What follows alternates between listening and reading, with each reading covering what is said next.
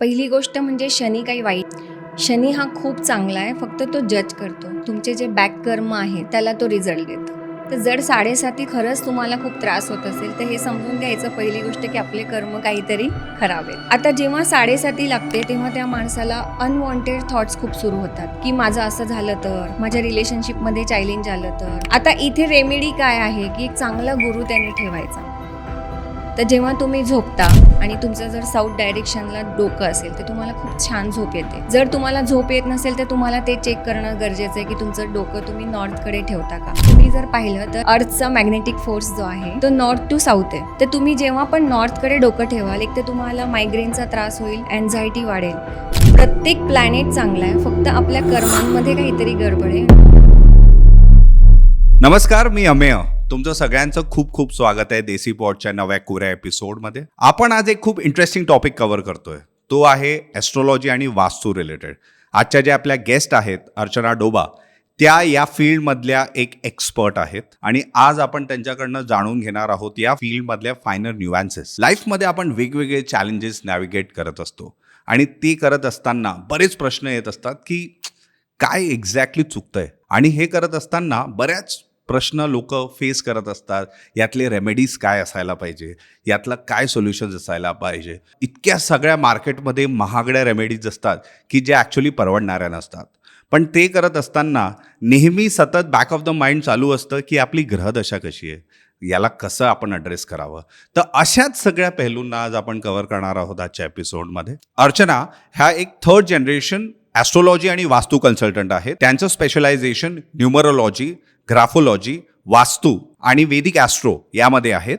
अर्चना आपल्या रेमेडीज आणि solution suggest करताना अगदी कॉस्ट इफेक्टिव्ह सोल्युशन्स आपल्या क्लायंट्सला रेकमेंड करतात. इतक्या कॉम्प्लिकेटेड विषयांवर जेव्हा सोल्युशन्स आपण रेकमेंड करतो तेव्हा अर्चना याचं भान ठेवतात. ज्या सोल्युशन्स आपण क्लायंट्सला रेकमेंड करतोय ते कॉस्ट इफेक्टिव्ह आणि इझी टू डू असतात. तर मग आजच्या एपिसोडची आपण सुरुवात करूयात. Stay tuned only on Desi pod.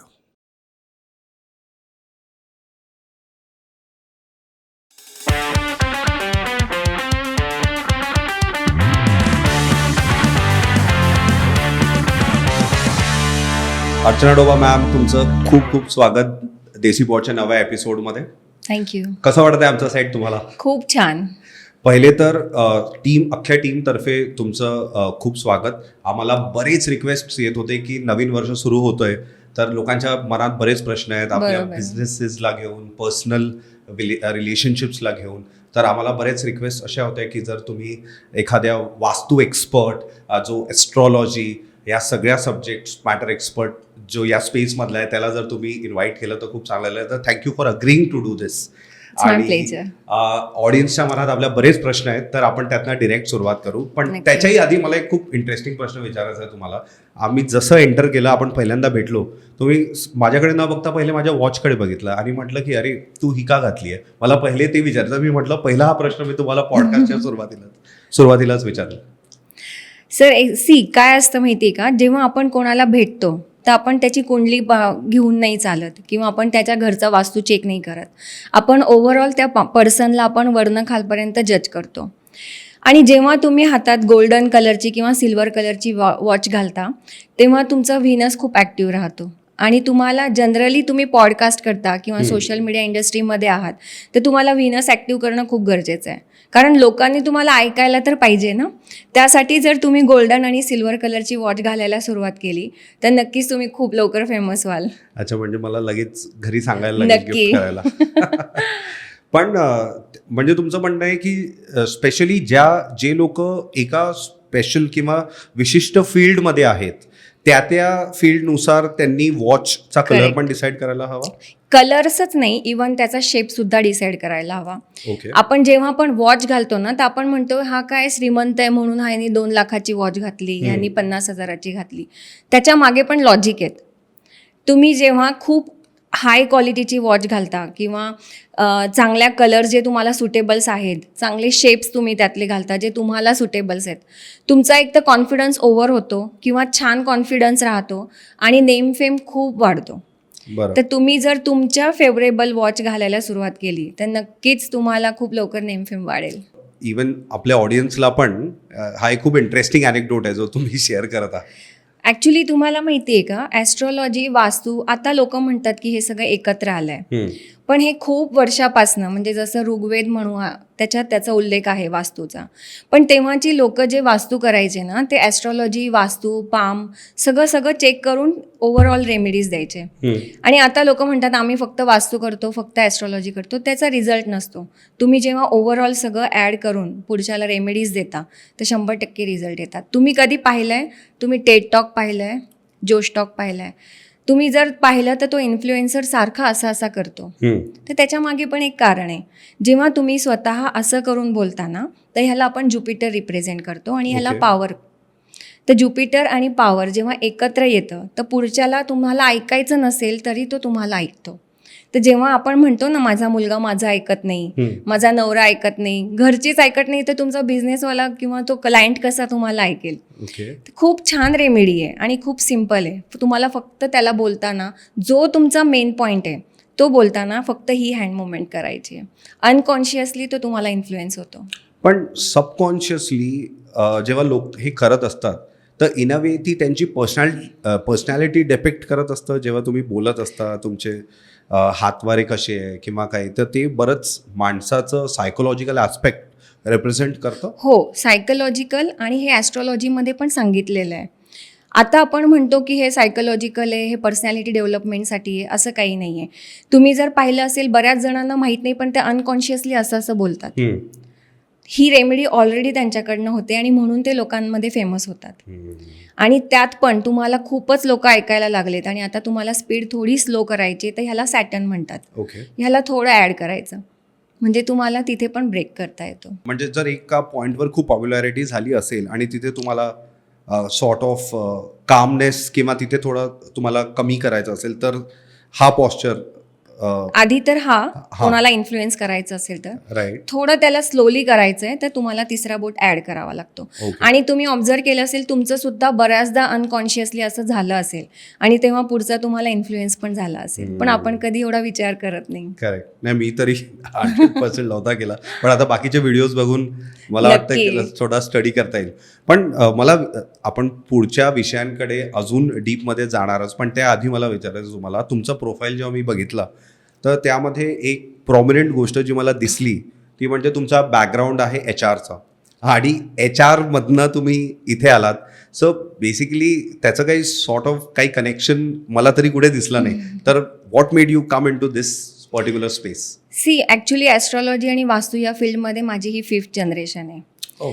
तर मी एका खूप छोट्या खेडेगावात राहिलेली आहे आणि माझे आजोबा जे आहेत ते पण ॲस्ट्रॉलॉजर आणि वास्तू कन्सल्टंट होते. आजीसुद्धा सेम प्रोफेशन. आणि काही दिवसांनी आमच्या इथे त्यांना थोडं कमी दिसायचं, तर आम्ही थोडे हेल्प करायचो. तर तेव्हापासून आपण म्हणतो की ॲस्ट्रॉलॉजी आणि वास्तू आम्ही शिकत आलो. आमचं गाव होतं, तर गावात जनरली तुम्ही पाहिलं असेल तर एक बाजार ठरण्याचा एक दिवस असतो, तसा शनिवारी आमच्या गावात बाजार भरायचा. आणि खूप लोकांकडे तेव्हा पैसा नव्हता. आता सोशल मीडिया आणि बाकी मार्केटिंगमुळे आलेला आहे. तर लोक अक्षरशः आजोबांना विचारायला यायचे की आमची बकरी हरवली, कोणी म्हणायचं आमचं कोंबडी हरवली, आणि आजोबा त्यांना एक स्पेसिफिक रेमेडी द्यायचे. आणि नेक्स्ट सॅटर्डेला परत ते जेव्हा त्या बाजारात यायचे तर ते पेढे घेऊन यायचे की आमची बकरी सापडली, कोंबडी सापडली. तर मला आय थिंक की असं कसं होऊ शकतं, कोणी कसं प्रेडिक्ट करू शकतं, कारण जेव्हा आपलं वाढतं वय असतं आपण ह्या गोष्टी लवकर ॲक्सेप्ट नाही करत. तर मलासुद्धा हाच प्रश्न पडायचा. पण मी जेव्हा आजोबांना प्रेडिक्शन देताना पाहिलं आणि मला एक इंटरेस्ट क्रिएट झाला की यार असं कसं होऊ शकतं, आपण पुढच्याची लाईफ कशी प्रेडिक्ट करू शकतो, मला तेव्हापासून त्यात इंटरेस्ट वाढला आणि मी विचार केला की मी ॲस्ट्रॉलॉजर होईल. पण ते आपण म्हणतो ना की फॅमिली बॅकग्राऊंडमध्ये म्हणतात नाही काहीतरी एज्युकेशन हवा, पुढे ते ॲग्री होईल की नाही. तर असं करत करत मी MBA झाले. त्यानंतर मी एका छान कंपनीमध्ये ॲज अ HR मॅनेजर पण होते. पण मला ती सवय ना, आतून किडा होता की नाही ॲस्ट्रॉलॉजी आणि वास्तू. मी तिथे मॅनेजरला प्रेडिक्ट करायचे की पुढच्या महिन्यात जॉब सुटणार आहे. ते सगळे मला म्हणायचे की मॅडम तुम्हाला एवढं छान प्रेडिक्शन येतं, तुम्ही का नाही पूर्ण करत. मग 2011 जेव्हा माझं लग्न झालं तर माझ्या मिस्टरांनी सांगितलं की ठीक आहे, तुम्हाला ह्याच्यात इंटरेस्ट आहे, तुम्ही फुल फेजमध्ये करा. तर 2011 मी फुल फेजमध्ये ह्या फील्डमध्ये आले. तुमची 5th जनरेशन आहे जी या स्पेसमध्ये, आणि 5th जनरेशन म्हटल्याबरोबर ऑलमोस्ट तुम्ही तो काळ पण डेफिनेटली तुमच्या फॅमिलीनी, तुम्हीच जरी नसेल बघितला, आपण इंटरनेट तर हल्लीचं आहे 2 डेकेड्समध्ये जे इतक्या याच्यात वाढलेलं, पण या प्रोफेशनला घेऊन, या स्पेसला घेऊन बरेचसे मिसकन्सेप्शन्स, बऱ्याचशा गोष्टी आपण इतक्या वर्षात बघत आलो आहे. आणि त्यात म्हणजे की जर एखाद्या ॲस्ट्रॉलॉजरकडे तुम्ही जात आहे किंवा वास्तू एक्सपर्टकडे तुम्ही जात आहे, तर 2 गोष्टी. एक की अजूनही खूप ओल्ड स्कूल बघितलं जातं ह्या गोष्टींना. दुसरं की जर तुमच्याकडे खूप पैसे आलेत, कारण याला एक कमर्शियल अँगलनी पण बघितलं जातं की अच्छा तुम्ही याच्याकडे जाताय म्हणजे हा तुम्हाला एका टाईपचा खडा आहे तो डेफिनेटली विकणार, किंवा तुम्हाला एखादा पिरॅमिड देणार, किंवा तुम्हाला म्हणणार घरी हेच लावा तेच लावा. तर याला डिरेक्टली कॉमर्सशी लिंक केल्या जायचं. तर या सगळ्या परसेप्शनला तुम्ही कसं बघता? फर्स्ट थिंग, खूप जर आपण पूर्वी पाहिलं तर फक्त राजा महाराजा किंवा एखादं मोठं मंदिर असेल तर तिथेच वास्तू करण्याची कन्सेप्ट होती. कारण कॉमन मॅनकडे एवढा पैसा नव्हता, ते एवढे खडे अफोर्ड नव्हते करू शकत. तर काय तेव्हा ते जगत नव्हते का, ते हॅपी नव्हते का? ते होते, पण त्यांच्या रेमेडीज खूप बेसिक होत्या. फॉर एक्झाम्पल, कोणी सांगतं मंगळ खराब आहे तर तू हा खडा घाल, तर त्यापेक्षा तुम्ही एक साधं अनंत मूल येतं जे तुम्हाला 5-10 रुपयात मिळतं, त्याला तुम्ही फक्त तुमच्याबरोबर कॅरी करा. आणि सगळ्यात पहिली गोष्ट, जर तुम्ही हातात खडे किंवा असं काही वस्तू घालत असाल तर त्याचा निगेटिव्ह इम्पॅक्ट पण खूप पडतो. ते कसं, तर एक तर तुम्ही मला जेव्हा भेटायला येता आणि तुमच्या हातात मोती आहे, तर रील्समुळे आजकाल सगळ्यांना माहिती आहे की मोती राग ज्याला खूप येतो तोच घालतो. तर मी तुम्हाला जर बिझनेस देणार असेल आणि तुम्हाला खूप राग येत असेल तर मी तुम्हाला बिझनेस देईल का? नाही देणार ना. तर लोक जेव्हा तुम्हाला पाहतात तेव्हा ते जज करायला सुरुवात करतात, जसं मी आधी म्हटलं. तर जेव्हा तुम्ही कुठले खडे घालता तर मला तुमच्यातली काय कमी आहे ते कळते. मी स्वतः ॲस्ट्रॉलॉजर असून खडे नाही घालत. फर्स्ट थिंग की माझे आजोबा मला नेहमी म्हणायचे, जेव्हा मी या फील्डमध्ये फुल फेजमध्ये आले तर त्यांनी एक प्रॉमिस मला मागितलं की तू पहिली गोष्ट एकही प्रॉडक्ट विकणार नाही.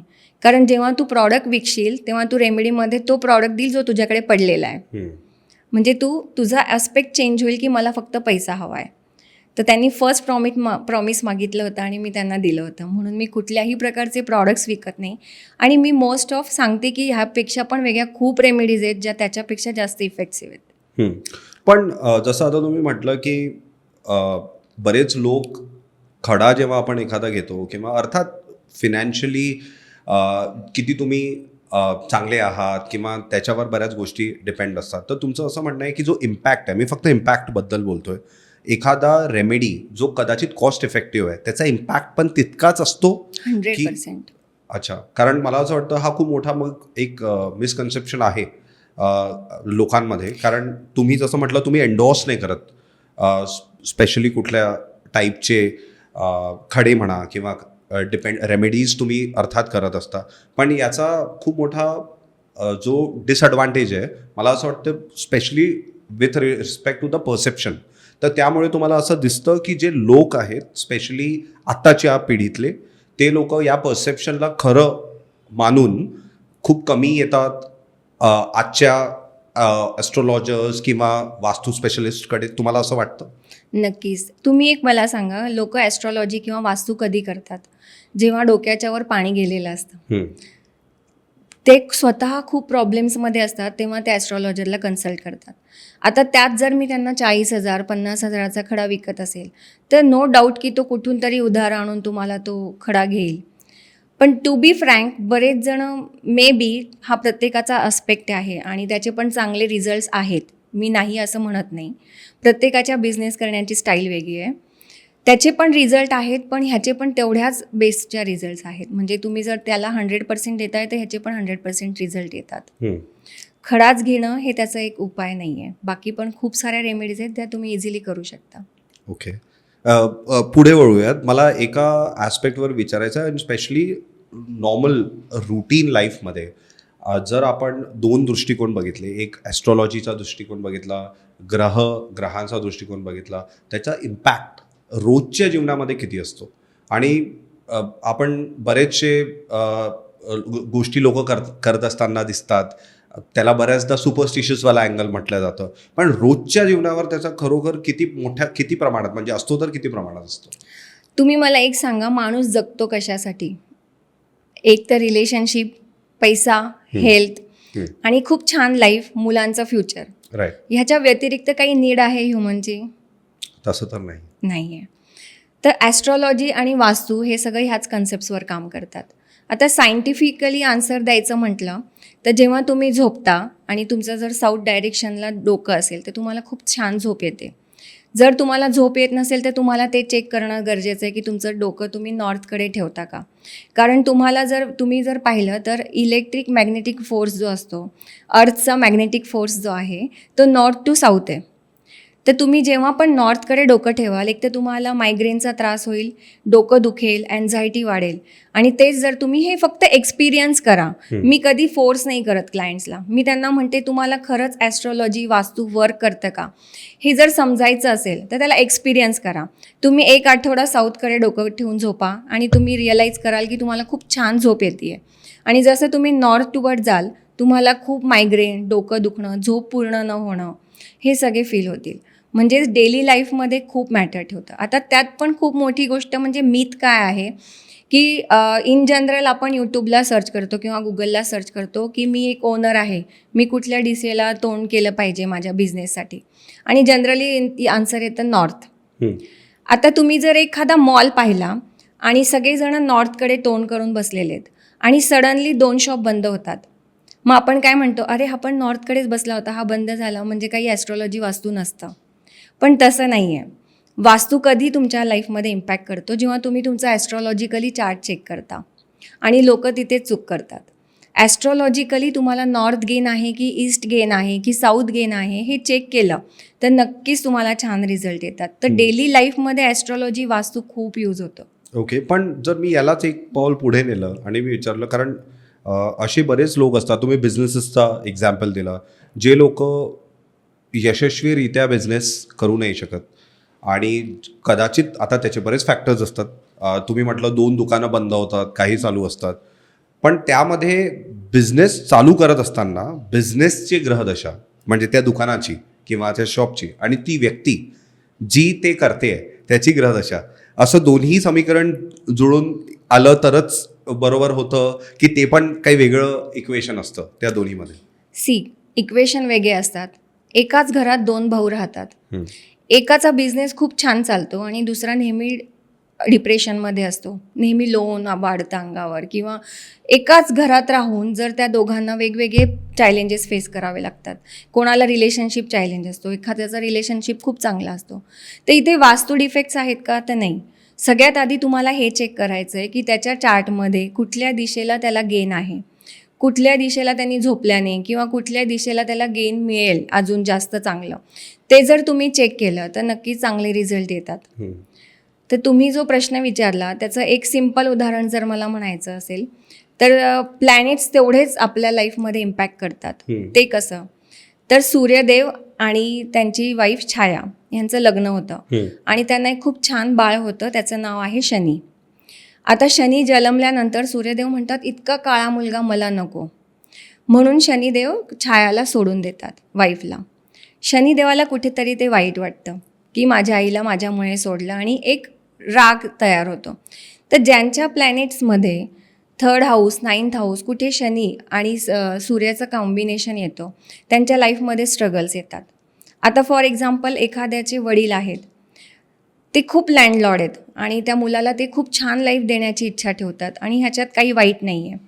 आता ते त्या मुलाला नेहमी म्हणतात की तू बिझनेस नको करू, तू माझाच बिझनेस पुढे ने, माझ्याकडे खूप पैसा आहे, तू ह्यालाच पुढे ने. पण त्याला स्वतःचं अस्तित्व निर्माण करायचं असतं. आणि जेव्हा शनी आणि सूर्य ह्या दोघांमध्ये क्लॅशेस येतात तेव्हा काय होतं, त्या मुलाला वडिलांचा राग यायला सुरुवात होते आणि तो मुलगा बरोबर वडिलांपासून लांब जातो.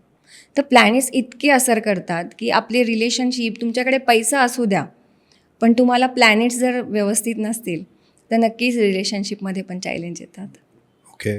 आणि मला कारण तुम्ही शनी देवांचं रेफरन्स दिलं, मला विचारायचं आहे, जे 7.5 असते शनिदेव, याला घेऊन बरेचसे आपल्या याच्यामध्ये लोक तर्क लावतात, तर्क. त्याचं एक्झॅक्टली त्याच्या मागचं काय रसायन असतं? आणि बऱ्याचदा लोक आता आपल्याकडे तर जाताना शनी शिंगणापूरला जातात, तिथे जाऊन आपलं जे काही जाप चालू असतं त्यांचं, पण एकंदरीत किती मोठा प्रभाव पहिले तर तो असतो आणि दुसरं त्यातला ओव्हरकम करण्याकरता काय एक्झॅक्ट रेमेडीज असतात ज्यांची खूप ही दशा स्ट्रॉंग असते.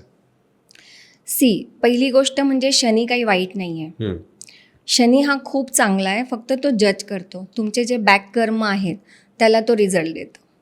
तर जर 7.5 खरंच तुम्हाला खूप त्रास होत असेल तर हे समजून घ्यायचं पहिली गोष्ट की आपले कर्म काहीतरी खराब आहेत.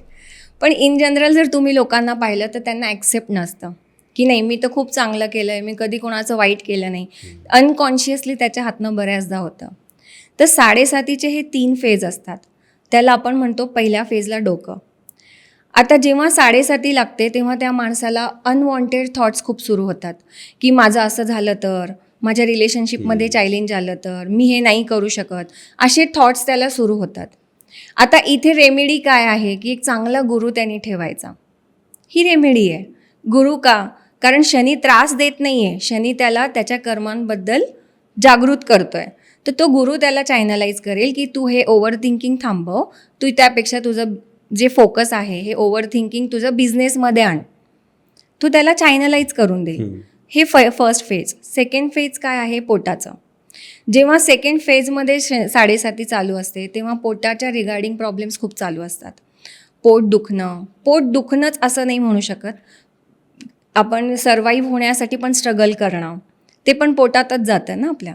तर तिथून सगळे चॅलेंज सुरू होतात. मग तिथे तुम्हाला मेन काम काय आहे की स्वतःच्या हेल्थचं केअर घेणं. आणि थर्ड फेज आहे पायाची. तिथे प्रॉब्लेम्स काय येतात की लोक खूप चालतात म्हणजे वॉक करत असं नाही.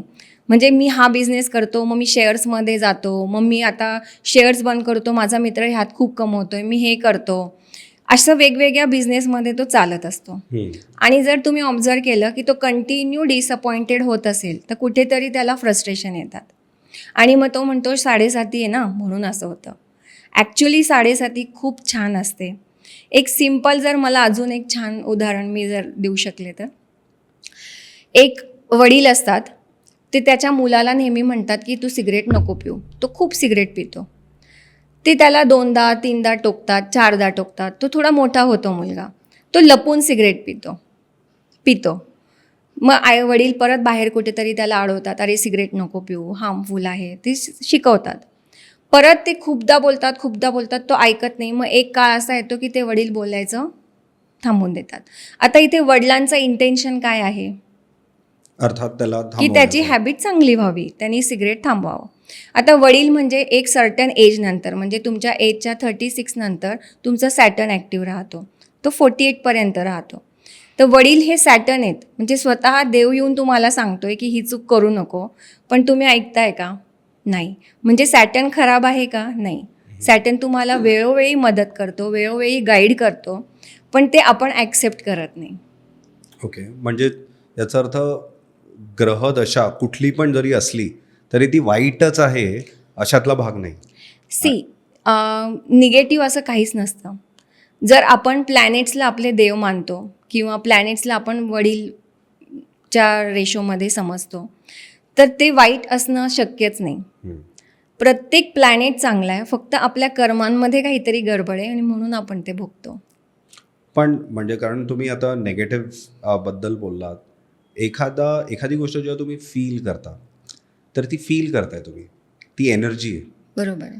आणि त्या एनर्जीला जर मला फील करायचं आहे, बऱ्याचदा असं कितीदा आपण लोकांना कॉमेंट्स पास करताना ऐकतो, अरे इथे फील नाही आहे, इथे ती पॉझिटिव्ह वाईब नाही आहे, नेगेटिव्ह एनर्जी आहे. आणि बरेचदा लोक आय एम शुअर तुम्हाला पण कन्सल्ट करत असतील जेव्हा नवीन घराचं वास्तू आहे की आम्हाला या पद्धतीने करायचं आहे. वास्तू पण तसेच असतात जसं केलं आहे, पण ती एनर्जी नाही आहे असं पण बऱ्याचदा ऐकायला मिळतं.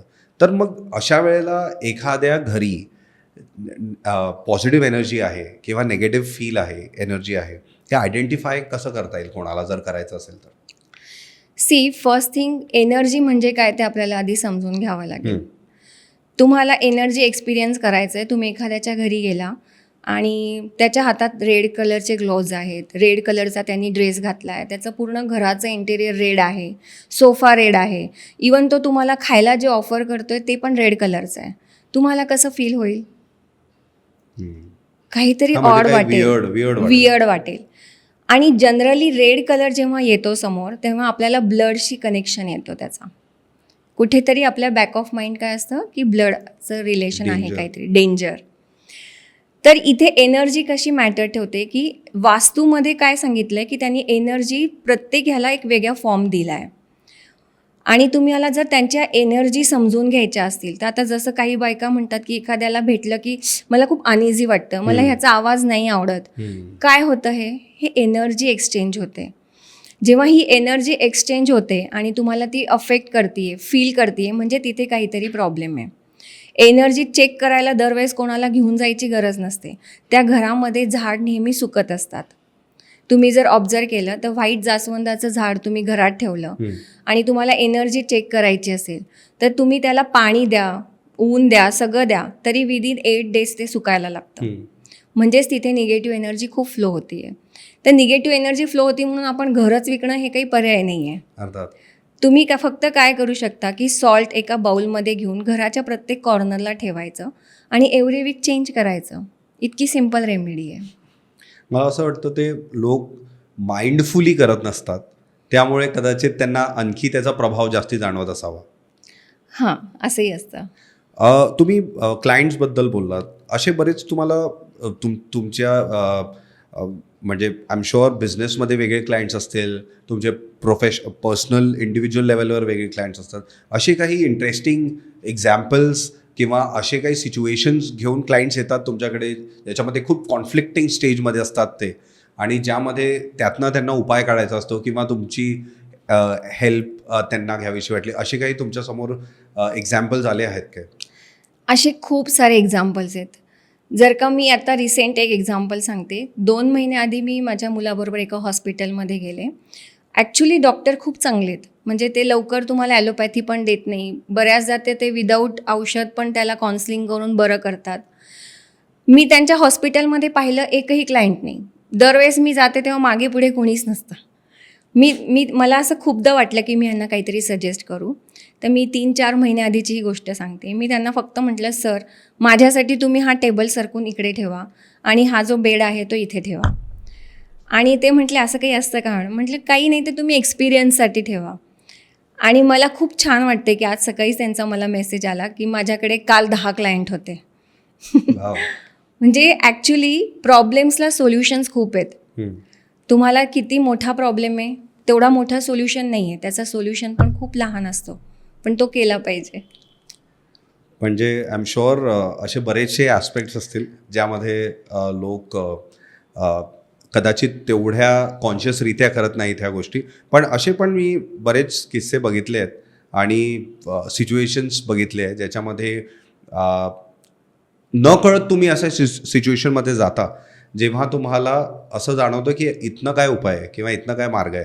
तर जसं तुम्ही आता सगळं सजेस्ट करत आहे, तर डू यू वॉन्ट टू से की कुठली पण सिच्युएशन असली किंवा कुठल्या पण न कळत गोष्टी तुमच्या बरोबर त्या दिवशी होत असल्या तरी पण प्रत्येक सिच्युएशन करता रेमेडी असतेच असते? असते 100%. आणि ती फक्त आणि फक्त ॲस्ट्रॉलॉजीत असते. कारण ॲस्ट्रॉलॉजी हा खूप जुना सायन्स आहे. एक एक्झाम्पल मी शेअर करते. माझ्याकडे एक बिल्डर होते इंदोरचे, आणि जसं आपल्या इथे लक्ष्मी रोड खूप फेमस आहे तसा त्यांचा तो एरिया होता जो खूप फेमस आहे. आणि तिथे त्यांनी 38 दुकानं बिल्ड केली होती. आणि तुम्ही जर पाहाल तर 5 वर्ष झाली होती आणि त्यातली फक्त 5 दुकानं विकली गेली आणि 3 दुकानं फक्त रेंटनी गेली. आता 30 दुकानांचा लोड त्यांच्यावर होता. आणि मी जेव्हा तिथे व्हिजिट केलं तर मी पाहिलं ब्रह्मस्थानी स्टेअर्स आहेत, ब्रह्मस्थानी तिथे टॉयलेट आहे. तर मी एक सिम्पल रेमेडी दिली, कारण दरवेळेस तुम्ही तोडफोड नाही करू शकत, कारण ऑलरेडी ते 5 वर्षापासून निगेटिव्हमध्ये आहेत, खूप चॅलेंजेस फेस करतात. एक सिम्पल रेमेडी केली आणि ह्या 2-3 महिन्यांमध्ये त्यांचे 15 दुकानं विकले गेले. म्हणजे हे तर एक सिम्पल एक्झाम्पल आहे. आता बऱ्याचदा लोकांना प्रॉब्लेम काय येतो की क्लायंट्स येतात पण क्लायंट्स क्लोज होत नाही. होतं ना असं? ॲब्सोल्युटली, बऱ्याचदा होतं. किंवा एखादा मुलगा जॉबला जातो पण प्रमोशन होत नाही. का नसेल होत? कधी विचार केला? कारण जॉब वॅकेन्सी एवढ्या आहेत तर तुम्हाला पण जॉब लागलंच पाहिजे. एवढे क्लायंट्स मार्केटमध्ये फिरत आहेत तर तुमच्याकडनं पण परचेस केलं पाहिजे. तर सगळ्यात पहिले त्यांचा नॉर्थ डायरेक्शन तुम्ही जर चेक केला तर तिथे नक्की काही ना काही क्लटर्स असतात. क्लटर इन द सेन्स तिथे एक तर टॉयलेट असेल किंवा जड वस्तू ठेवलेल्या असतील. तर कधी कधी क्लायंटच्या घरी न जाता पण आपण प्रेडिक्ट करू शकतो. तर जेव्हा मी त्यांना विचारते की नॉर्थला तुमच्या टॉयलेट आहे का, तर ते म्हणतात हो, आणि तसंच होतं. म्हणून क्लायंट्स क्लोज होत नाही. पण तसंच एक म्हणजे मी आत्ता तुमच्याशी बोलत असताना पण आधी बरेचदा ही ॲटलिस्ट माझ्या डोक्यात तरी हेच होतं कॉन्सेप्ट की जेव्हा साऊथ फेसिंग घर असेल तर ते तुमच्यासाठी खूप अनलकी आहे. आणि आता तुम्ही थोड्या वेळ आधी आपण जेव्हा बोलत असताना तुम्ही म्हटलं की it is rather a myth, असं नाही आहे. असं नाही आहे. तर मग त्याच्यामागे मग कुठली डिरेक्शन आयडियली बिझनेस असो किंवा घरासाठी असो, कारण बरेच ठिकाण आहे, बरेच बिल्डर्स बऱ्याच गोष्टी बनवतात, कमर्शियल, रेसिडेन्शियल. तर मग कुठला डिरेक्शन सगळ्यात आयडियल असा समजावा? एक खूप छान उदाहरण देते. आत्ता आपण पिंपरी चिंचवडमधनं बोलतो आहे आणि पुण्याच्या नॉर्थ वेस्ट साईडला पिंपरी चिंचवड येतं. तर तुम्ही जर पाहिलं असेल तर खूप वर्ष आधी पिंपरी चिंचवड एवढं फेमस नव्हतं. बरोबर. पण जेव्हा नॉर्थ वेस्ट साईडला जी पण प्रॉपर्टी येते ना, ती लेट डेव्हलप होते, पण ती होते. तिथे फायनान्शियल स्टॅबिलिटी येते. तिथे नवीन प्रोजेक्ट सुरू असतात. तर तुम्ही पाहिलं असेल पिंपरी चिंचवड खूप अपब्रिंगिंग लेवलला चाललं आहे. डायरेक्शन तितके अफेक्ट करतात प्रत्येकाच्या लाईफमध्ये किंवा प्रत्येकाच्या ऑफिसमध्ये आणि घरामध्ये. तुम्ही जर नॉर्थ डिरेक्शन घेतली, मी साऊथला पण सांगेल, पण आधी तुम्ही डिरेक्शन समजून घ्या, म्हणजे तुम्हाला साऊथला का बेनिफिट आहे त्याचं रिझन कळेल. नॉर्थ डिरेक्शनमध्ये नेहमी न्यू अपॉर्च्युनिटीज येतात आणि जर तुम्हाला न्यू अपॉर्च्युनिटीज येत नसतील तर तुम्ही समजून घ्या नॉर्थमध्ये प्रॉब्लेम आहे. नॉर्थ ईस्टला जेव्हा मी आता बोलता बोलता तुम्हाला बोलले की टॉयलेट नको का, तर तिथे त्याला देवतत्वाची जागा मानली जाते. तर नॉर्थ ईस्टमध्ये सायंटिफिक जरी आपण पाहिलं तर नॉर्थ दिशेला कधी सन येत नाही. येतो का? नाही येत. तर तिथल्या दिशेत कधी सण आला नाही म्हणून ती जागा नेहमी ओलावाच राहतो त्या जागेत. आणि जिथे ओलावा आहे तिथे बॅक्टेरिया खूप वाढतात आणि बॅक्टेरिया वाढली तर इम्युनिटी सिस्टीम खराब होते. तर घरात सगळ्यात कमी लेवलची ज्याची इम्युनिटी सिस्टीम असेल त्यांच्या घरात एकाला सर्दी कंटिन्यू राहते ज्यांच्या नॉर्थ ईस्टला टॉयलेट असेल. तर आता मेन रिझन काय आहे की तिथे सण येत नाही आणि सण आला नाही म्हणून तिथे ड्रायनेस राहत नाही. आता त्या पोर्शनमध्ये जर तुमचं किचन असेल नॉर्थ ईस्टला तर तिथे पण प्रॉब्लेम आहे. तुम्ही जे कुक करता त्याला नेहमी ओलावा राहील म्हणून ते फूड लवकर खराब होईल, म्हणून नॉर्थ ईस्टला टॉयलेट चालत नाही. तरी पण असेल तर आपण त्याला तोडू शकत नाही, कारण आजकाल आपले फ्लॅट सिस्टीम इतके लहान आहेत की आपण तोडफोड केली तरी ते पाईपलाईन तर तिथूनच जाणार आहे मागचा. तर त्याला तोडफोड न करता तुम्ही त्यात रेमेडीज करू शकता. सेकंड येते ईस्ट डिरेक्शन. ईस्ट डिरेक्शन तुम्हाला पॉलिटिक्समध्ये उतरायचं आहे किंवा पॉलिटिक्समध्ये खूप नाव करायचं आहे किंवा सोशली खूप नाव करायचं आहे तर ईस्ट डिरेक्शन खूप महत्त्वाची आहे. तुम्ही जर ईस्टमध्ये तुम्हाला तुमच्या पत्रिकेत आदित्य बुध योग नसेल तर तुम्ही ईस्टमध्ये एक मनी प्लांट ठेवू शकता. तर मनी प्लांट हा मर्क्युरी रिप्रेझेंट करतो आणि ईस्ट ही सन डिरेक्शन असते, म्हणजे तुमचा ईस्ट पण कवर झाला. मग आली साऊथ दिशा, सगळ्यात मेन, ज्याला लोक घाबरतात. पण तुम्ही जर पाहिलं असेल तर साऊथ दिशा नेहमी काही ना काही देते आणि रिचेस्ट एरियामध्ये ती कॅल्क्युलेट होते. मुंबईची जर तुम्ही साऊथ दिशा पाहिली तर ती सगळ्यात महाग दिशा आहे. दिल्लीला पण तसंच आहे. साऊथला लोक का घाबरतात ही मिथ आहे. साऊथ हा नेहमी नवीन तुम्हाला ॲक्शन ओरिएंटेड बनवतो.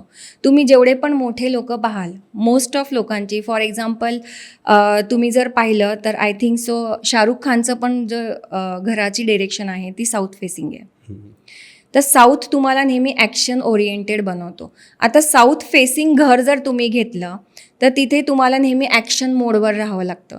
जर तुम्ही ॲक्शन मोडवर नसाल तर तो सॅटर्न तुम्हाला काय करेल, खाली खाली घेऊन जाईल.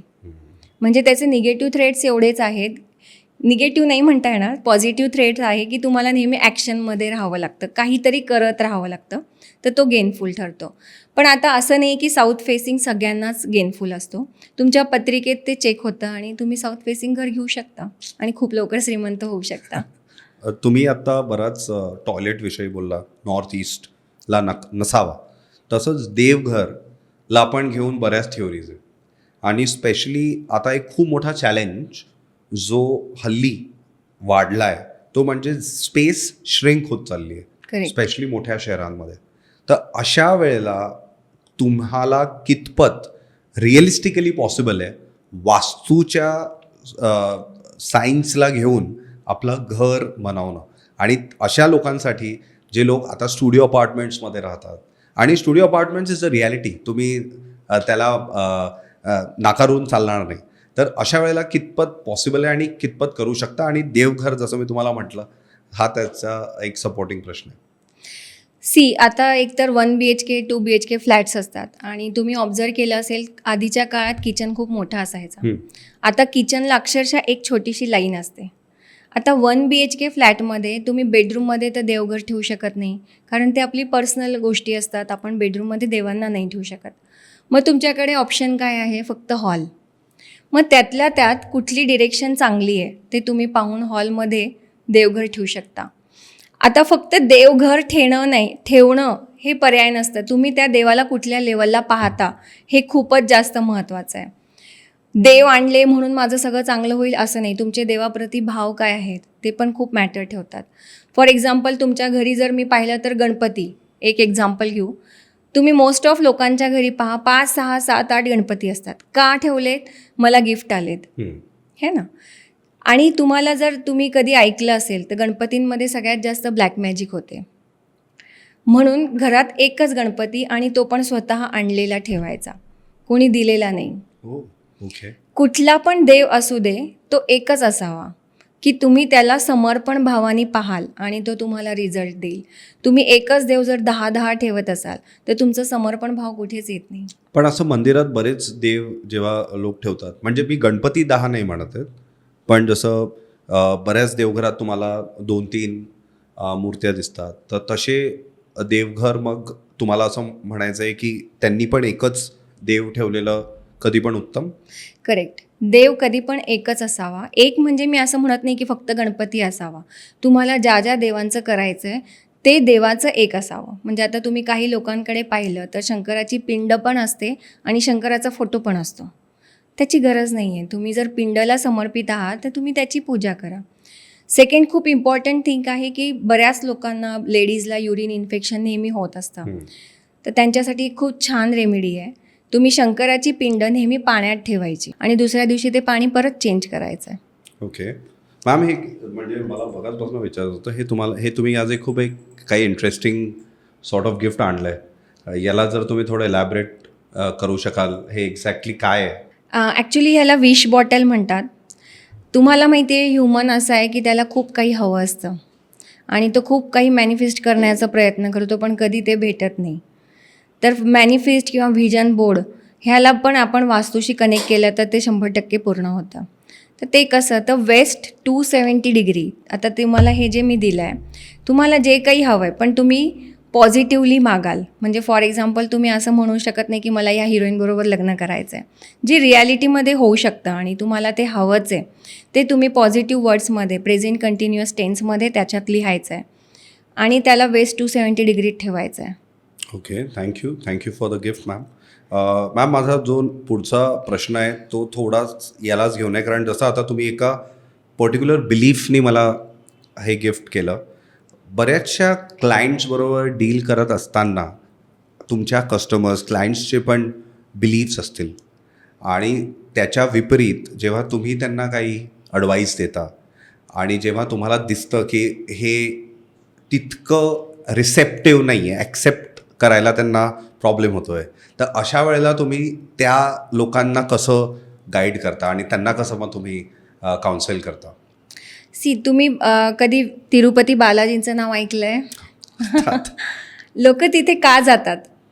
टू बी फ्रँक, आपण तिरुपती बालाजीला का जातो? काय मागायला जातो? मला वाटतं एक भक्ती असते, एक श्रद्धा असते प्रत्येकाची एक देवाकडे, तर त्या श्रद्धेच्या अनुषंगाने जातात लोक. 80 ते 90% लोक पैसे मागायला जातात, कारण तिरुपतीला आपण पैसे देणाराच मानतो. कारण त्याची वाईफ कोण आहे? स्वतः लक्ष्मी आहे. तर जर तुम्ही तिरुपतीला पाहिलं तर त्यांचा जो फेस आहे तो पूर्व दिशेला आहे आणि ते जिथे बसलेत ती वेस्ट दिशा आहे. तर वेस्ट दिशेला जेव्हा आपण तोंड करून काही मागतो तर ते 100% पूर्ण होण्याचे चान्सेस असतात. तुम्ही जर पाहिलं असेल तर मुंबई ही आपल्या इंडियाची वेस्ट डिरेक्शन आहे. तर ज्या मोठ्या मोठ्या सेलिब्रिटीज आहेत ते मुंबईला राहतात, दिल्लीला एवढे राहत असतील, पण may be most of direction वगैरे किंवा पिक्चर जे शूट्स असतात ते मुंबईला होतात. का तर वेस्टला तुम्ही जेही मागाल ते मिळण्याचे चान्सेस वाढतात. तर तुम्ही जेव्हा एखादे क्लायंट माझ्याकडे जेव्हा येतात तेव्हा मी त्यांना म्हणते की तुमचा जो पण व्हिजन असेल तो तुम्ही लिहा आणि पॉझिटिव्ह प्रेझेंट कंटिन्युअस टेन्समध्ये लिहा. वेस्ट 270 डिग्रीला तो व्हिजन बोर्ड तुम्ही वॉलवर लावा. तर वेस्ट 270 डिग्रीज का? तर वेस्ट दिशा ही सॅटर्नची दिशा आहे पहिली गोष्ट. आणि दुसरी गोष्ट त्या दिशेत पुष्पदंत देव असतात ॲज पर वास्तू. तर पुष्पदंत देव जे आहेत ते तुम्हाला जे पाहिजे ते तुम्हाला अवेलेबल करून देतात.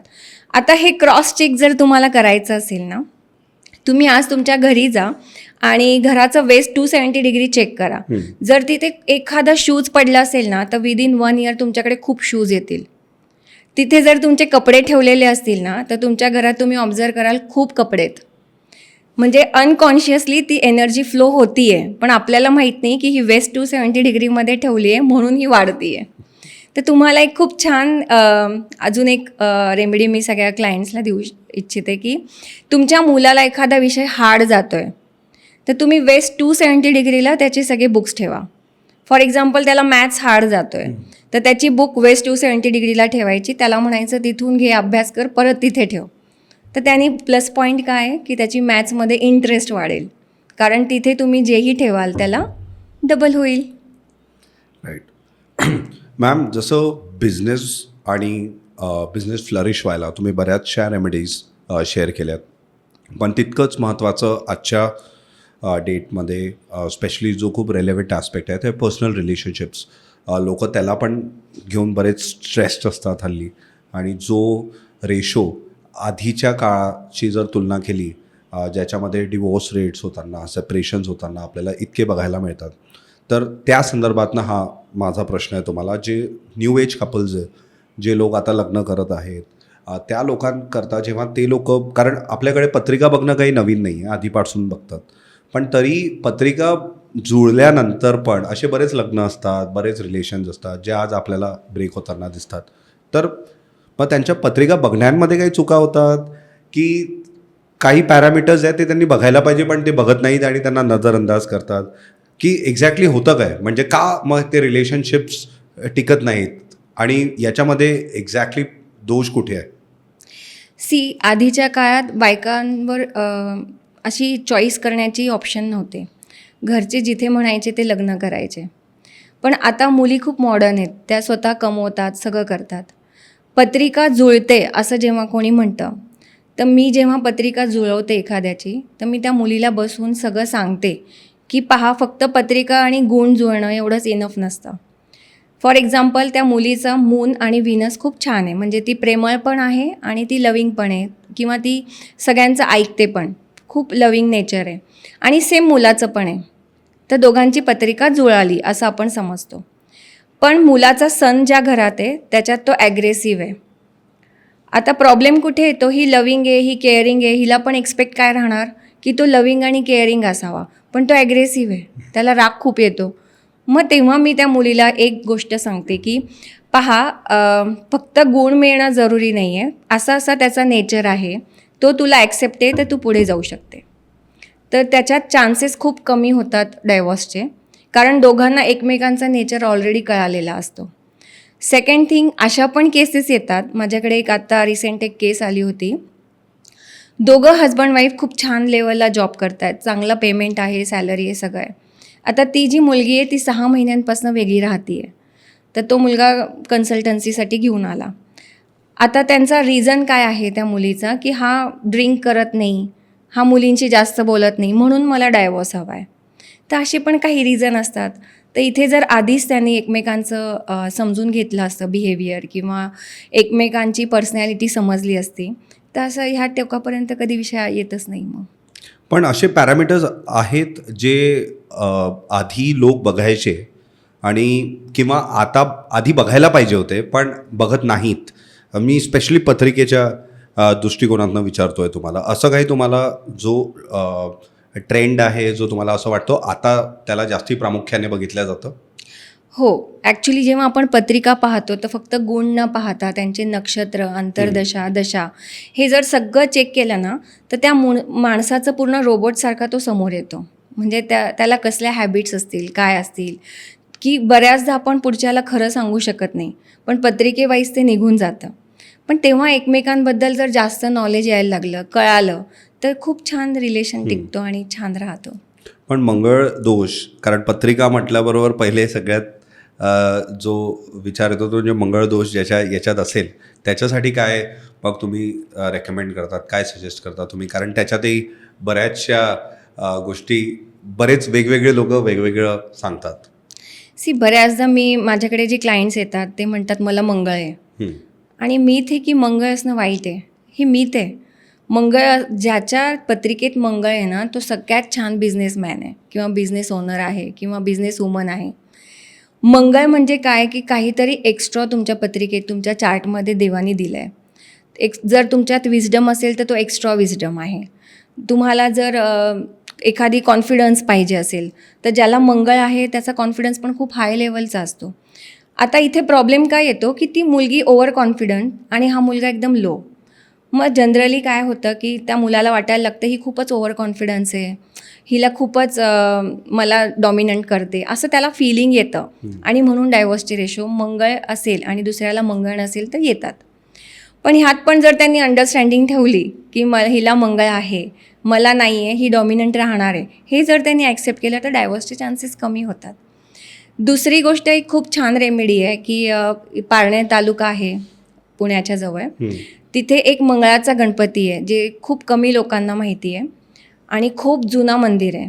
तर ज्यांना पण कोणी सांगितलं असेल की तुम्हाला मंगळ आहे आणि तुम्हाला असा असा त्रास होईल तर पूजा करण्यापेक्षा त्या मंदिरात फक्त जाऊन 10 मिनटं बसा, त्या गणपतीचे दर्शन घ्या आणि घरी या, तरी मंगळचा तुमचा जो पॉवर आहे तो थोडा कमी होतो. मॅम, पुढचा प्रश्न जो आहे तो लहान मुलांना घेऊन आहे आणि बरेचशा पेरेंट्सचा हा कन्सर्न असतं, specially with respect to child development, की बरेच लोक जेव्हा ॲस्ट्रोलॉजर्सकडे जातात, वास्तू एक्सपर्टकडे जातात, तर त्यांना जे टिप्स देण्यात येतात ते पेरेंट्सला देण्यात येतात आणि प्रॉब्लेम असतो मुलांना घेऊन.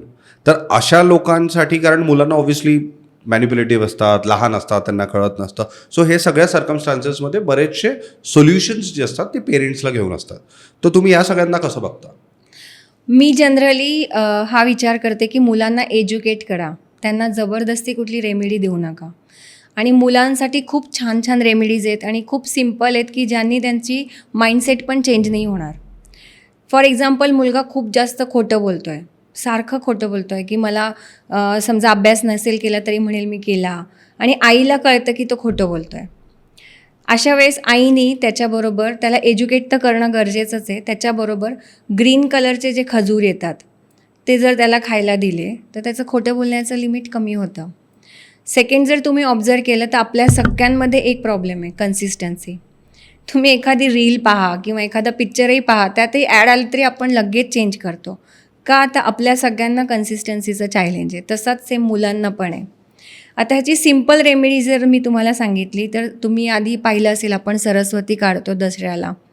ती सरस्वती रोज वडिलांनी आणि मुलांनी आणि आईनी, घरात जेवढे मेंबर्स आहेत त्या सगळ्यांनी काढायची, कारण तुम्ही काढाल तर मुलगा काढेल. आता ह्या रेमेडीमध्ये सगळ्यात पहिली गोष्ट चांगली काय होणार आहे तर त्याच्यात कन्सिस्टन्सी येईल, त्याच्या अभ्यासात कन्सिस्टन्सी येईल. इवन मी प्रत्येक पॅरेंटला म्हणते पहिली रेमेडी तर हीच आहे की त्याला एखादा स्पोर्ट्सचं क्लास लावा. कारण तुम्ही पाहिलं असेल आता छोट्यातल्या छोट्या, माझ्याकडे खूप सारे असे केसेस येतात की अक्षरशः 10 वर्षाचा 5 वर्षाचा मुलगा आहे आणि त्याला शुगर डिटेक्ट होते. एक तर आपलं जे फास्ट फूड आपण इनटेक करतो त्यामुळे.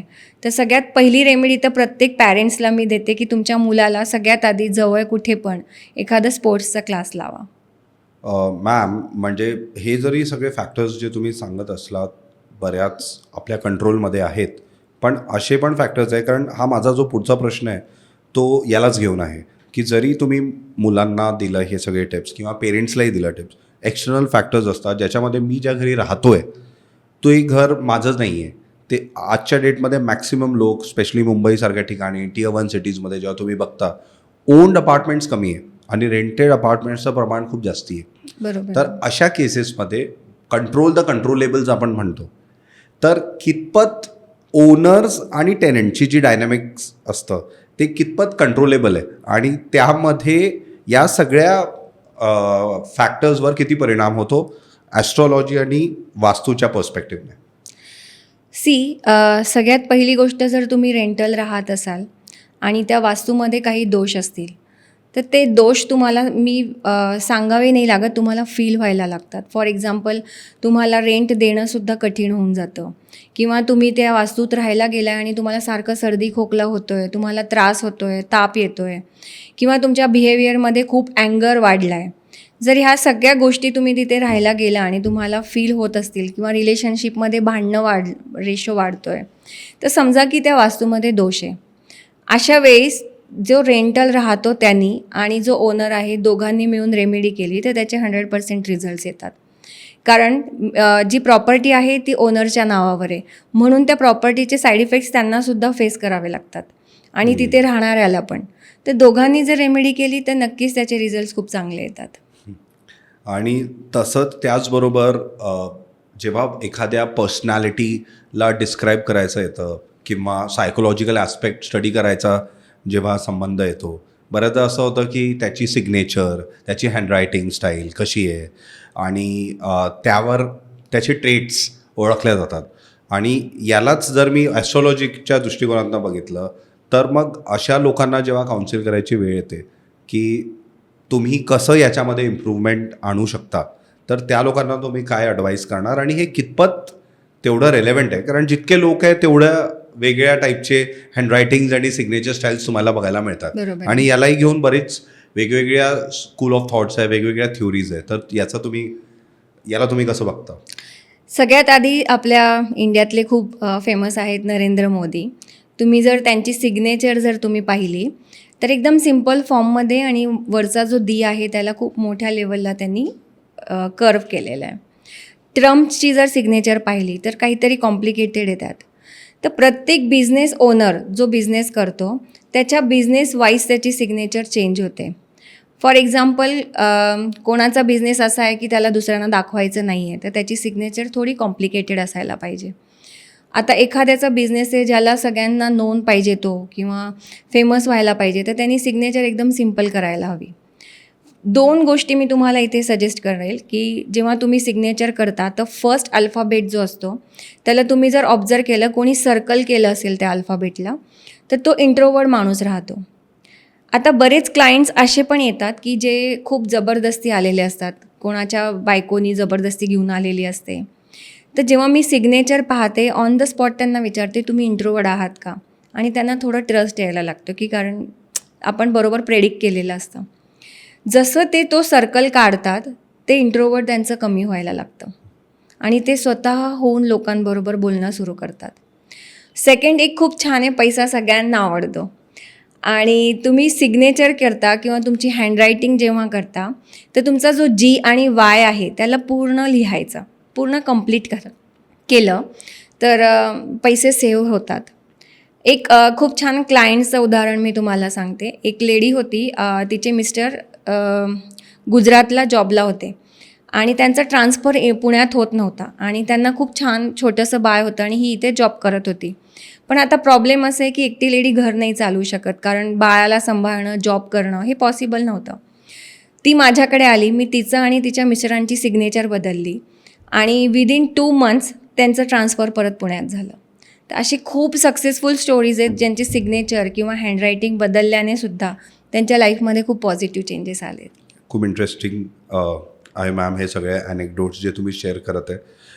मला विचारायचं आहे, असे आपण बऱ्याच सिच्युएशन्स असतात ज्यामध्ये क्लायंट्स तुमच्याकडे येत असतील आणि तेव्हा तुम्ही त्यांना कसं गाईड करता? फॉर एक्झाम्पल, मी एक रिसेंट इन्सिडेंट जे मी स्वतः बघितलेलं, मुंबईमध्ये एका स्मशानभूमी होती इथे आपल्या चेंबूरच्या जवळ देवनार साईडला, आणि तिथे एक रेसिडेन्शियल सोसायटी होती आणि प्रॉपर स्मशानभूमीला पॅरलल होती ती.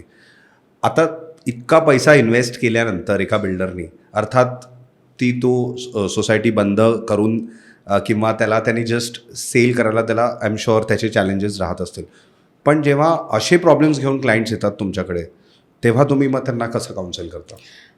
इथे मी एक खूप छान कर्णाची स्टोरी सांगेल. जेव्हा कर्णाचा मृत्यू झाला, तेव्हा मृत्यूच्या आधी त्यांनी सांगितलं होतं की मला अशा जागी तुम्ही जाळाल जिथे आधी कोणीच मेलेलं नाही आहे. तर पूर्ण अर्थ चेक केलं तर एखाद दुसरी जागा सापडली जिथे कर्णाचे मृत्यू झाला किंवा त्याला तिथे जाळलं गेलं. तर पूर्ण अर्थवर अशी कुठेच एक पण जागा नाही आहे की जिथे कोणाला जाळलं नसेल किंवा कोणाला पुरलं नसेल. तर अशी जागाच नाही आहे. इथे रेमेडी काय आहे की तुम्ही ती जागा घेऊ शकता, एक छोट्या सिम्पल रेमेडीज करू शकता आणि बिंदास त्या जागेवर राहू शकता. काही साईड इफेक्ट्स होत नाही. ओके. मी जेव्हा ॲस्ट्रॉलॉजी या फील्डमध्ये आले तेव्हा मी रिअलाईज केलं की मी लोकांना अशा रेमेडीज देते की तुम्ही मोठे क्लायंट अट्रॅक्ट करण्यासाठी ही रेमेडी करा किंवा तुम्ही हेल्थ सुधारण्यासाठी ही रेमेडी करा. मग मी विचार केला मी स्वतः का नाही करत आहे. मला पण तर मोठे क्लायंट्स हवेत, मला पण पैसे कमवायचे आहेत. आणि मी जशा त्या रेमेडी करायला सुरू केलं आणि टचवूड की मला त्या लेवलचे क्लायंट्स किंवा मी जे मॅनिफेस्ट केलं त्या लेवलचं इन्कम एक सुरू झालं. म्हणजे मी ज्या रेमेडीज तुम्हाला सांगते आहे ते फक्त सांगत नाही तर मी पण करते आहे आणि मला त्याचे खूप छान रिझल्ट्स आहेत. मॅम, एक माझा शेवटचा प्रश्न आहे आणि एक खूप होलिस्टिक प्रश्न आहे ज्याचा अत्यंत विश्वास असेल स्पिरिच्युॲलिटीमध्ये, वास्तूमध्ये. त्या लोकांसाठी जर मी त्यांच्या दृष्टिकोनातून हा प्रश्न विचारला तर ते सगळे प्रॉब्लेम्स आणि सगळ्या घडामोडी त्यांच्या आजूबाजूच्या यांच्याशी इंटरलिंक करतील. त्या दृष्टिकोनातून हा प्रश्न आहे की एखाद्या व्यक्तीच्या आयुष्यात या तिन्ही ॲस्पेक्ट्सचा किंवा 3 किंवा जास्ती ॲस्पेक्ट्सचा कुठल्या प्रमाणात कुठल्या प्रपोर्शनमध्ये इम्पॅक्ट होत असतो आणि त्याने कितपत या सगळ्यांवर विश्वास ठेवला पाहिजे? इम्पॅक्ट तर होतोच. इम्पॅक्ट दिसूनसुद्धा येतो. ॲस्ट्रॉलॉजी 33% अफेक्ट करते, वास्तू 33% आणि राहिलेले 33% कर्म. जर हे तिन्ही बॅलन्स झाले तर खूप छान रिझल्ट्स येतात. मॅम, एक प्रश्न आहे जो म्हणजे बिझनेसेसला घेऊन. नॉर्मली लोगोज जेव्हा लोक डिझाईन करतात तेव्हा बऱ्याचदा त्याला ॲडव्हर्टायझिंग एजन्सी आपल्या बरेचसे कॉन्सेप्ट्स घेऊन येतात आणि ब्रँड्स त्याला शॉर्टलिस्ट करतात. पण त्याचा ॲस्ट्रॉलॉजीच्या पर्स्पेक्टिव्हनी, वास्तूच्या पर्स्पेक्टिव्हनी काही वेगळा सिग्निफिकन्स आहे बिझनेसेस करता? नक्की आहे. कारण तुम्ही ज्याच्या नावाने बिझनेस सुरू करताय त्याला तो कलर फेवरेबल हवा. तुम्ही जर पाहिलं असेल तर लोक आहे ना खूप क्रिएटिव्हिटी लावतात लोगो करायला की ते नावसुद्धा वाचता येत नाही. तर जेव्हा तुम्ही लोगो बनवता तर सगळ्यात पहिली गोष्ट ही लक्षात ठेवायची की तो नाव इतका कॅची वाटला पाहिजे. आता ॲपल ही एक कंपनी आहे. तुम्ही जर त्याचा लोगो पाहिला तर एक सिम्पल ॲपल आहे आणि जे ॲपल लिहिलं आहे ते पण छोट्या लेटर्समध्ये लिहिलेलं आहे. ते पण क्रिएटिव्ह करू शकत होते पण ते करतात का? नाही. तुम्ही जेवढे पण टॉप ब्रँड्स पाहाल त्यांची नावं खूप सिम्पल लिहिलेले असतात. तर फर्स्ट थिंग मी नेहमी लोगो डिझाईन करणाऱ्यांना सांगते की नाव एकदम सिम्पल असायला हवं. सेकंड, तुम्ही जो एलिमेंट आणि जो कलर त्याच्याबरोबर वापरणार आहे तो तुम्हाला फेवरेबल हवा. तो तुमच्या पत्रिकेतनं कळतो की तुम्हाला फेवरेबल कलर कोणता आहे, डायरेक्शन कोणती आहे, त्याचा शेप कोणता आहे. ते सगळं तुम्ही जाणून घेतलं आणि मग लोगो बनवला तर 100% बिझनेस चांगला चालतो. ओके. त्याचबरोबर माझा जो पुढचा प्रश्न आहे तो आहे राहू. जसं आपण आत्ता याच्या आधी बोललो, मंगळ जे लोक मांगलिक असतात त्याला तुम्ही सांगितलं काय रेमेडीज असतात, तसंच राहूला घेऊन पण बरेचशा लोकांच्या मनात क्युरिओसिटीज आहेत. त्याबद्दल तुम्ही काय सांगणार? मी एक खूप छोटी स्टोरी तुम्हाला शेअर करते जी माझे आजोबा नेहमी मला सांगायचे. 4 मुलं एका मंदिरात खेळत असतात. छोटंसं गाव असतं आणि तिथे एक हनुमानाची मूर्ती असते. तर एक पहिला छोटा मुलगा जातो आणि तो हनुमानाच्या नाकात हात घालतो आणि हात पटकन बाहेर काढतो आणि म्हणतो मारुतीच्या नाकात गारगार वारा. तर दुसऱ्या मुलाला खूप छान वाटतं ऐकून. त्याला वाटतं अरे काहीतरी युनिक आहे. मग तो पण जातो, हात घालतो, त्याला पण काहीतरी चावतं. तो पटकन हात काढतो आणि तो पण दुसऱ्याने घालावं म्हणून काय म्हणतो मारुतीच्या नाकात गारगार वारा. असं 4-5 मुलांचं होऊन जातं आणि जेव्हा 5वा मुलगा घालतो त्याला काहीतरी जोरात चावतं. मग कळतं की आत मधमाशी आहे, ती चावती आहे. तर इथे सांगायचं कारण काय आहे की जसं लोक दाखवतात सोशल मीडियावर की आमचं खूप छान चालू आहे किंवा आमचं असं चालू आहे, तर सोशल मीडिया हे इल्युजन क्रिएट करतं, म्हणून त्याला आपण राहूशी कनेक्ट करतो. तर तुम्हाला जर राहू बॅलन्स करायचा असेल तर त्याच्या खूप साऱ्या रेमेडीज आहेत ज्या तुम्ही करू शकता. आणि राहूला घाबरण्यासारखं काही नाही आहे, कारण इथलं पुढं जे जग आहे ते तुम्हाला रील्सवरच आहे. तुम्ही जर पाहिलं असेल की काही खूप छान बोलतात लोक, पण त्यांना फॉलोअर्स किंवा व्ह्यूज नसतात, आणि काही एकदम नुसतं हसतायत तरी त्याला मिलियन्समध्ये व्ह्यूज येतात. असं का होतं? तर त्याचा राहू खूप चांगल्या घरात आहे, तर राहू त्याला देणारच. म्हणजेच जे सोशल मीडिया किंवा आपण म्हणतो मला फॉलोअर्स नाही वाढत किंवा मला असं होतं, तर तुम्हाला सगळ्यात आधी तुमचा राहू चेक करायचा आहे. ओके मॅम, जो पुढचा सेगमेंट आहे तो आपला आपण जो क्रिएट केला आहे तो आहे, सध्या आपले जे लिसनर्स आहेत त्या लोकांच्या मनात बरेच प्रश्न आहे की आहे रेमेडीज तुमच्याकडनं त्यांना एक्सपेक्टेड आहे, तर त्याला घेऊन काही प्रश्न मी तुम्हाला विचारणार, तर त्याच्यावर तुम्ही प्लीज इलॅबरेट करा की त्याला तुम्ही काय सजेस्ट करणार. पहिलं म्हणजे ज्याला नेम फेम हवं असेल तर त्यांनी लगेच काय करावं? आयुष्यात आहे ना फक्त पैसा आहे का सगळं? आपण सगळे कशाला जगतो? मी स्ट्रिक्टली मानते की आपण सगळे नेम फेमसाठी जगतो. तुम्हाला तुमच्या मुलांनी जर व्हॅल्यू दिली नाही तर खूप राग येतो. होतं का असं? तर सगळ्यांना नेम फेम हवं आहे. तर नेम फेम जर तुम्हाला हवं आहे तर तुम्हाला रोज चंद्राला अर्घ द्यायचा आहे. जसा तुम्ही सूर्याला अर्घ देता तसंच सेम चंद्राला द्यायचं आहे. म्हणजेच तुम्हाला काय करायचं आहे, रात्री 9 नंतर एक चांदीचा प्याला घ्यायचा आहे, चंद्राकडे तोंड करायचं आहे आणि त्याला अर्घ द्यायचं आहे, तर चंद्र तुम्हाला नेम फेम सगळं देतो. त्याचबरोबर पैसा, मनी, त्याला मला वाटतं तो सगळ्याला हवा आहे, तर त्याकरता काय करायला हवं? तुम्हाला पैसा हवा आहे, पण किती हवा आहे हे तुम्ही ठरवलं आहे का? फक्त पैसा हवा आहे तर रोज तुम्हाला 1000-2000 तर मिळतातच आहेत. पण तुम्हाला जेव्हा मोठी अमाऊंट हवी आहे तर जास्त काहीच करायचं नाही. हे 3 बोटं घ्यायची आहेत आणि ह्याला अत्तर, चांगल्या क्वालिटीचं अत्तर वापरायचं आहे, म्हणजे त्याला आपण व्हीनस म्हणतो. आणि कानामागे हे बोट ठेवायचे आहेत आणि मंदिरासमोर किंवा ज्याही देवाला तुम्ही मानता त्यांचं आठवण करायची आणि किती पैसा हवा आहे हे तेव्हा व्हिज्युअलाइज करायचं आहे. आणि तुम्ही विदिन 1 मंथ पाहाल की तुमच्यात प्रोग्रेस होती आणि पैसा पण वाढतो आहे. ओके, मग त्याच्यातही मग लोक अनरिअलिस्टिक होत असतील. म्हणजे जर पैशाला घेऊन जर तुम्ही ऑलरेडी एक तुमच्या मनात टार्गेट सेट ठेवलं आहे तर मग त्याचा तर एक मेजर मापदंडच नाही ना, मग तुम्ही तो कितीही ठेवू शकता. कितीही ठेवू शकता. ओके, तर तुम्ही हळूहळू स्टेप बाय स्टेप तिथपर्यंत पोहोचता.